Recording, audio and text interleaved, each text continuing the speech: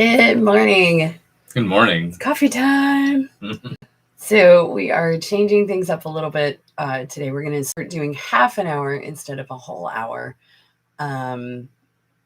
for, algorithm aside. But shorter videos, I know people are more likely to watch 20, 30-minute range. And I think a lot of our meandering chit-chat for an hour started to get kind of like, okay, what are we going to talk about? So there's a little more urgency with, you look like you're praying. No. Although it is really good. The holy bean. I remember I have we did the art piece. I have written a poem for that, actually. I did long time ago. Yeah, I did the Coffee Cartel the collaborative book, and I did a little picture of it was this sacred bean chant or ode to the sacred bean. No, it was the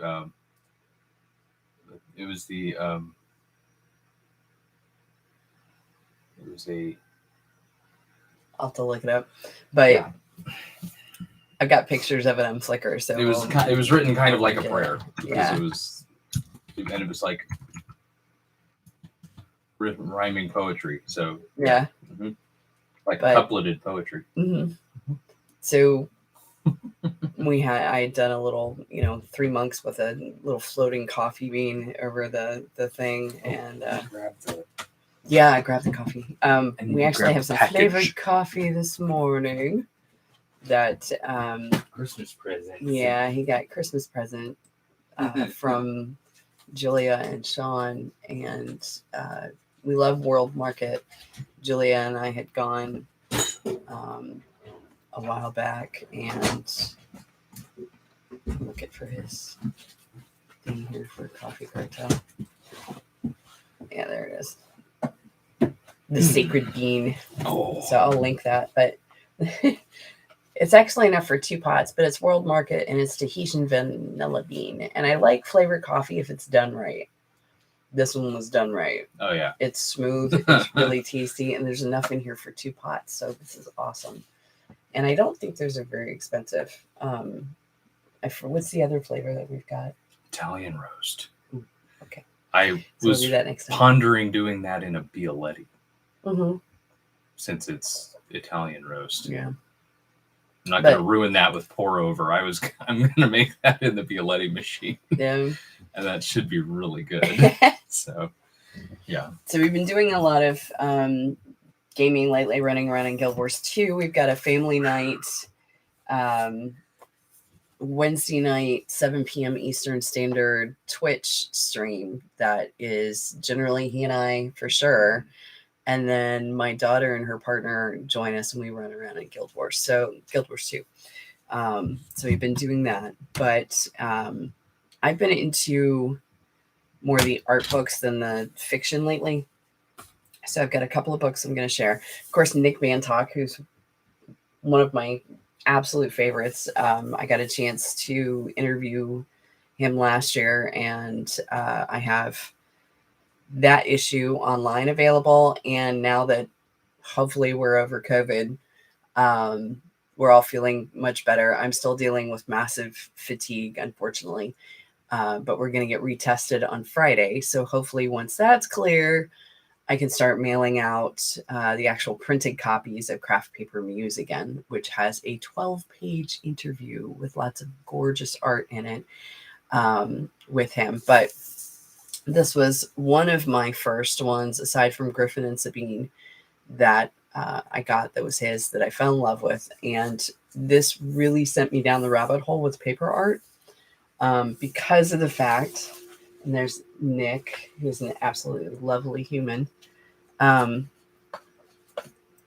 the back of this, if you can see, there's a glassine envelope and faux postage that he created. So basically, Museum at Purgatory, the premise is people in Purgatory are having to continue and complete their collections before they move on. And he's made each version of heaven and hell into its own postal issuing authority. So there's mail going back and forth between people. And so dystopias, you have Inferno, Satanic Mills, Terminus, Hell, Naraka, Styx, Orcus, Pandemonium, Mordor, Nastron, Hades, and Amenti. And then utopias are Eden, Shangri-La, Fiddler's Green, Falak, Al-Aflaq, Heaven, Avalon, Eldorado, Capellan, which is one of his other ones, Nirvana, Tirnanog, New Jerusalem, and Valhalla. Mm-hmm. So each one of these has their own postal issuing authority.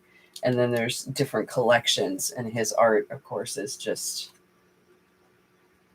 sumptuous and gorgeous. And he has little odes to his other books, kind of like what I did with this little piggy. Somebody had a top collection, and this one's Sickman Islands. This one's from Griffin and Speen. So really good book. Lots of fun as far as just if you're into like the museum curator kind of thing. But my dark apothecary people would love this. So that was my mail art thing, rabbit hole years ago. And then this is a really cool book if you're into mail art, if you want to jump further down the rabbit hole. And this goes into how to set up mail art pieces. Let me turn around here. How to set up mail art pieces. And I think there was a little bit of, collaborative work and stuff in here. But yeah, so this is lots of color. Yeah, so this is one of the ones that like the 7 cents of mailing, ideas to jumpstart mailing process. Cutting a window for glassine or vellum, and goes into some really using ephemera, as Nick says, making your own postage stamps. Faux postage is actually, there's a huge cult following for mail art, and people take making their own. Some people take their making their faux postage very seriously and do them as minimalist art prints. And so it's a really... Some people do it more like graffiti. I've noticed. So yeah, there's some really cool stuff. Some of I need to find that binder. I have a 3-inch binder. It's probably in a box. I have a 3-inch binder from this one mail art group that I belonged to originally. I had 125 pen pals, and it was okay unless it was Christmas, because then everybody had to mail something to everybody. So it got a little expensive back then. It was like 25 cents a stamp, I think, back then. It's been a while. But some of them were, really artsy, really cutesy. And then some, you couldn't tell them from a real postage stamp. And we always used to get excited when somebody would actually cancel one of our stamps, because you had to put regular stamps on with it, of course. But some of them were just crazy gorgeous and intricate and engraving level stuff. And the cool thing is you could use a sewing machine to do the perf, or some people actually got vintage perforating machines. The 2 in particular that I knew of that I collected their stuff, one of them had Archidots, and his postal issuing authority, which is how Odonasha, my novel, started, actually, was with that mail art group, because we had to come up with a postal issuing authority. And then I was like, okay, well, what reasons would I have postage stamps? I'm like, okay, what holidays? And I started creating this whole thing, and it ended up turning into one of my novels that I'm excited to work on this year. So very excited to get back to that. But the one guy, Greg, would send all the little perforator holes, little tiny little perforator holes, and he'd all the use confetti them. Left over He'd put them in envelopes like confetti, and it was a big thing. Anytime he did that, it was just everybody's like, oh no, it's Greg. You just knew it was coming. Mm-hmm. So one of the guys in the UK... Paper glitter's coming. Yeah. One of the guys in the UK actually did Archie-dot proof envelopes. And what he did was they were these luscious little European airmail envelopes. And he punched holes in them. Mm-hmm. Like took a regular hole punch and punched holes in them and said that it was Archie-dot inoculated. Because that way the Archie-dots weren't going to go anywhere. But it was really cute. So people got really inventive. Alice Kitzelman, Dragonfly Dream, was my kind of guide in that. Sadly, we lost her to breast cancer several years ago. But she was the other. We connected because my nickname's Dragonfly. And she was Dragonfly Dream. She was out in New Mexico. So she's the one that really kind of guided me through all of that. So it was a lot of fun. So I'm getting back into doing my mail art stuff and assemblages and collage this year, and more architect looking artwork. So that's my mail art rant. Your turn. No mail art here. The gaming side and the D&D side. This is George R.R. Martin, but not the George R.R. Martin you know. Yeah. Right? This is the vampire novel writing George R.R. Martin.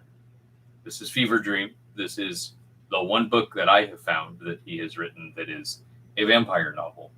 And it seems every person who's gone on to be, a great author has written a vampire novel. At least right? one. Stephen King, wrote Salem's Lot. This is Fever Dream. This is the not Game of Thrones, right? But it's about Salem's Lot's vampires? Yes, it is. Oh. Yes, ma'am, it is. It is. Absolutely.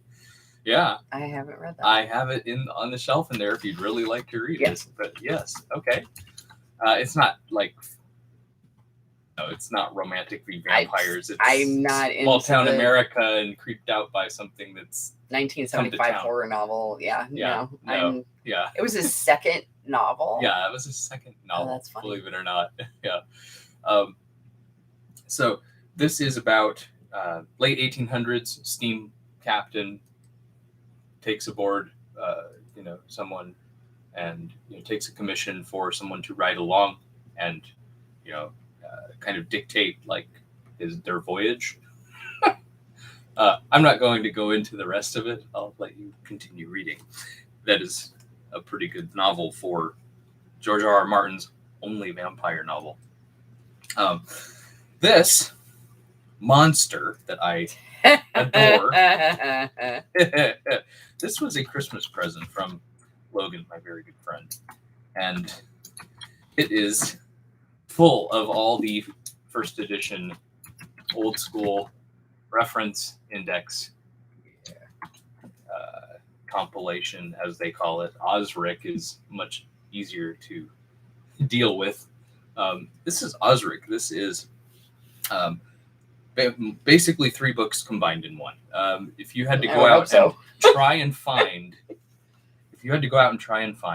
the original Dungeon Master's Guide, Player's Handbook, and say the first monster manual, and all of that information that was in the original Dungeon Master's Guide with all the random charts and tables and Dungeon Master generating fun stuff, it's all in there. All the stats for the monsters, all the character creation stuff. The reference sheet for creating the character is in the back, 3 or 4 pages from the back there. And it looks like the old, someone drew it on lined paper kind of thing. Very hard to figure out what it is until you kind of get into it and dive in and see what it is, which was the way it was when I was 12 years old. Yes, lots of tables. I'm sorry. First edition, it's all tables and charts. Yeah. So sorry, people who are in 5th edition and don't see a chart at all. Sorry, it isn't that way. But this is, and the old school artwork in this is top notch. It's fantastic. So thank you, Logan, again for Christmas for that. That was amazing. And you look at his Issa's dad. And those are just I love these randomly generated, dungeon layouts for you, to use. If Hail you'd like. to the graphic paper. Oh yeah, graphic paper is a wonder. I have a huge binder that's like 11 by 17 graphic closer paper to the front is the artwork for like the character creation stuff. I believe there's a picture of like a paladin list there. of monsters index is Yeah, awesome. I told you, it's like they took all 3 books, 4 pages, plus the whole thing has been the terminology. Rewritten. Plus the whole thing has been rewritten because Gary Gygax, the way he wrote the first books, is a little bit hard to understand. It really is. I mean, they had really good editors when they went in and made this. There you go. Hold that up. Yes. That is black and white goodness. So the whole section of spells, very brief spell descriptions, much the way we were used to. What does a fireball do? Oh, it's a fireball. And it does this much damage in D6s, and it gets better as you level. So it wasn't complicated that way. So, very cool. Fun stuff. And yeah, I can't. This is first edition, though. I don't expect anybody to necessarily play this, but I am overwhelmed to have this. So, obviously, they have all sorts of. Yeah, really, and you can really cool find it on Amazon. It's. I'll link down below. Like I said, it's still a lot more expensive to try and find first edition books if you have lost them in, flooding, fire, or if you just don't have them anymore. I gifted mine to a friend a long time ago, and I still don't have my originals. But this is the next closest replacement, as is the reprinted stuff you can get from Drive-Thru RPG that is hardcover. Drive-Thru RPG is really good for getting less expensive copies or digital copies. Certain gaming books, like I have the Firefly RPG, I have Abney Park's Steampunk RPG, I have Vesson, which we need to play at some point. That I found out later my buddy Rickard was actually part of writing that, because I was like, wait, your name's in the front of this book, why didn't you tell me? Kind of thing. But I had been gifted, Logan again gifted me the Vesson book because I had drooled over it for years, and I want to say it shipped from Norway, I think. Norway or Sweden, one of the two. I think it was Norway. That company's out of Norway. Yeah, but gorgeous artwork. And they came out with a. I would say, is that Grimfrost? I think so. That's what I'm looking at here. Yeah, Nordic horror role playing. Yep.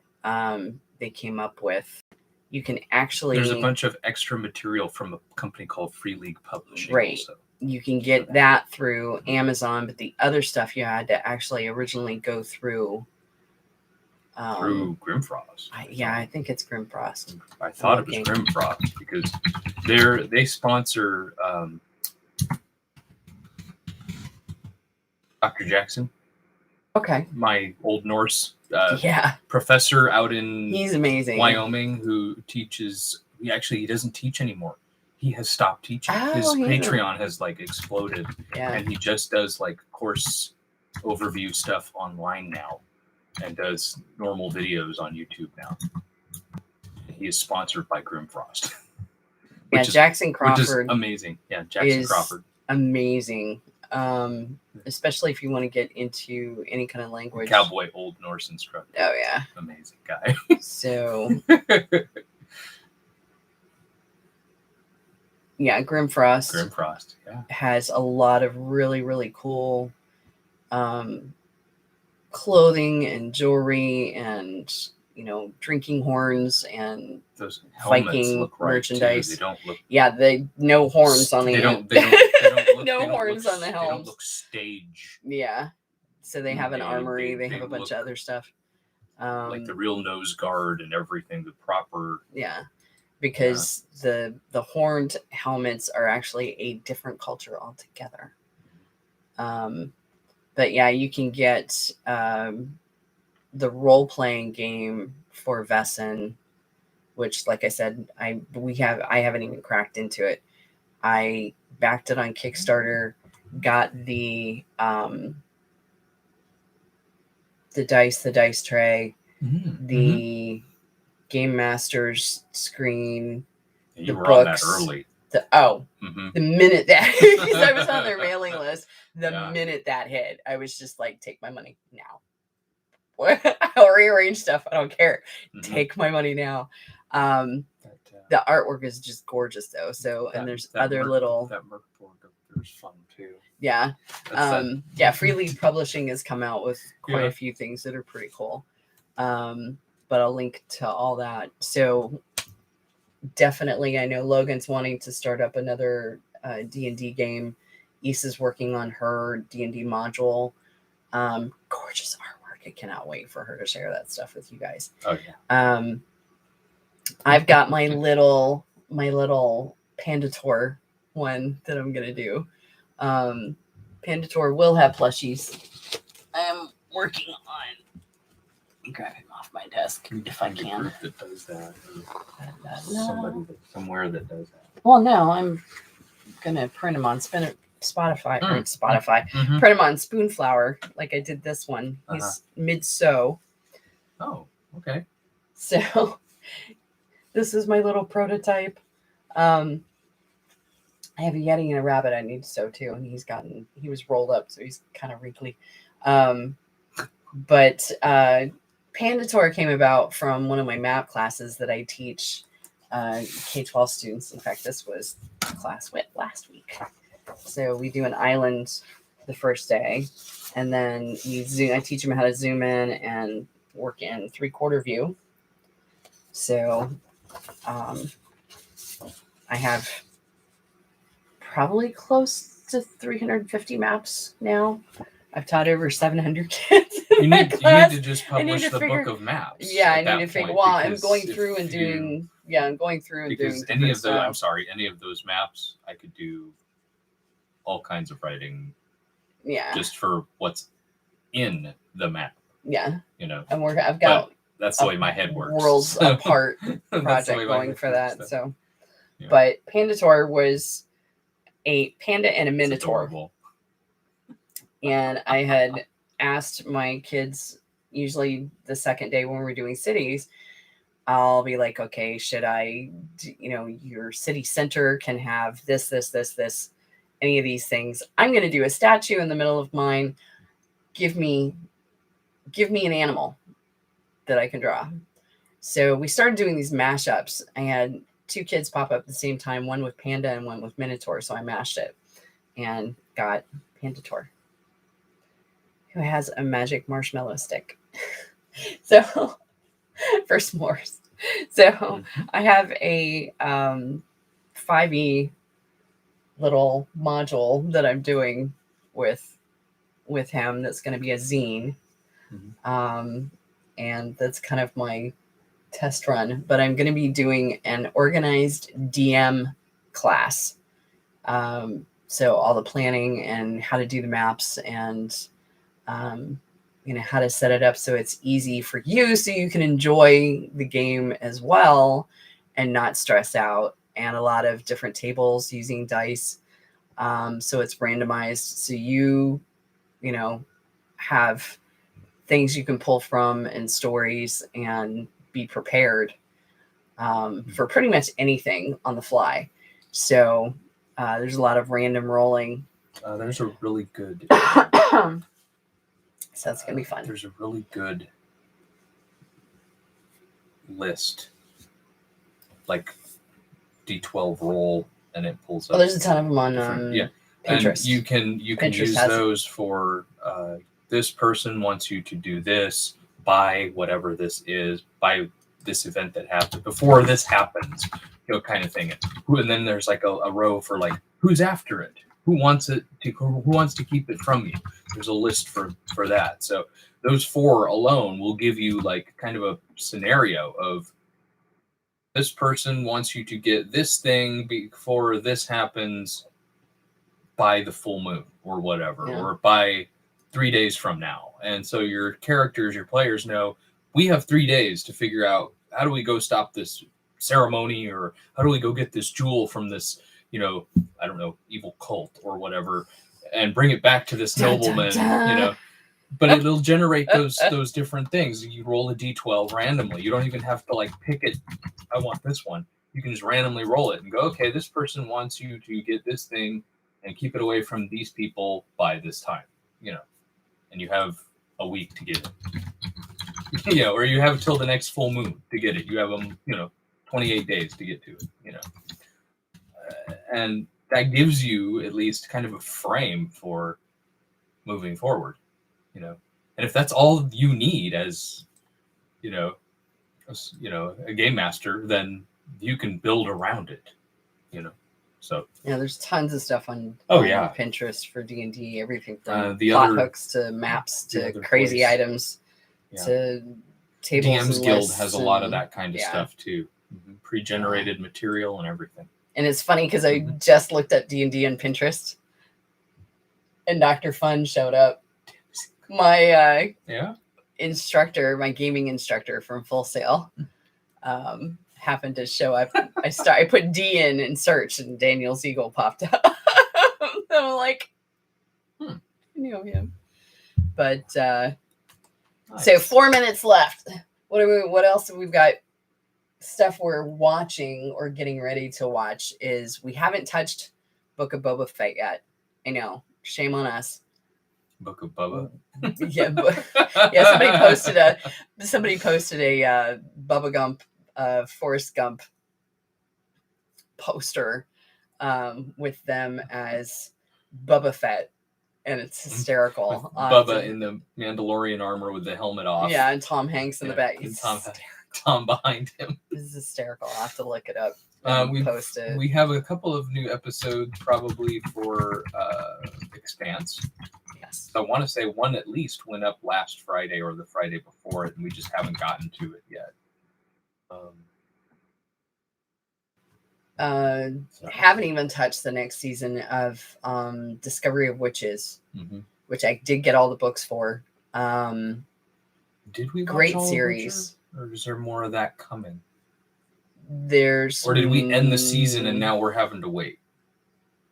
I think we're having to wait. I thought that was the end of what we had to watch. Yeah. And then Wheel of Time. Wheel of Time, we watched all 8. Yeah. So Expanse, we need to catch up. I don't get into, every once in a while I'll do the Hallmark movie thing, around the holidays. It's just a thing. Julia got me started on that, and they're funny. But some of our favorites have been Poldark, and that's probably the closest to that. Never got into Downton, never watched Downton Abbey. Julia, however, got me hooked on, we got completely sucked into Pride and Prejudice with the one with Keira Knightley. And we're all just kind of we're invested now. What's going on? Oh my gosh. I'm sorry. It was really good. Yeah. Not a bad train wreck. It's one of those where you're like, I want popcorn. What the heck's going on here? What's going on here? And as a person like me, I don't read those kinds of books. I've never read Pride and Prejudice. I'm not interested in that kind of stuff. I was bored by Great Expectations, which was about a poor kid. Okay. So I'm not going to go read about this woman's love drama. Kid. So, that's all I remember about the story is this kid went to meet the beneficiary at the old widow's house. And this girl from the top of the stairs who lived with the old woman just was like, who are you? Why are you here? That's all I remember about Great Expectations. I don't even remember the young lady's name. I just remember she was rude to the boy when he got there, and then they eventually developed some kind of relationship or something. So I have no idea. So, it's about a poor kid. Yeah, it's about a poor kid. Yeah, it's about an orphan. So it's that sums up probably most of Charles Dickens' writing. So I was gonna say that probably. I don't. I said, at that time, you have to understand when I was 13. We were 13. We were required to read reading. That for freshman English. I was reading Pet Sematary. I was reading Journey to the Center of the Earth. Oh yeah. 20,000 Leagues Under the Sea. Give me any Three Verne Musketeers. or Wells Swordplay. and I'm happy. Killing giant sea creatures. Diving into the middle of the earth and finding what's there. Yeah. I wasn't into like, oh, drama. No. Sorry. not into that, so. But I digress. That's very funny though. And this is why I'm here. So it is 9:30. We are going to cut it here. Thank you so much for hanging out and watching us derp around about books and nerdy stuff. We'll be a little more structured, I think, in the future. But this was a good experiment. Half an hour seems like a good time punch. And so we will leave you guys to the rest of your day. Have a wonderful, safe rest of your week and weekend. And stay well, stay safe, wear your mask, wash your hands. And we'll see you next week.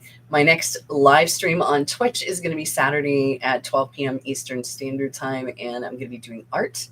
I think I'm going to be doing digital composition, so I'll have the Wacom tablet out and be working in Photoshop. So come play, come chat, and I'll see you later. Links below here shortly. Take care. Bye.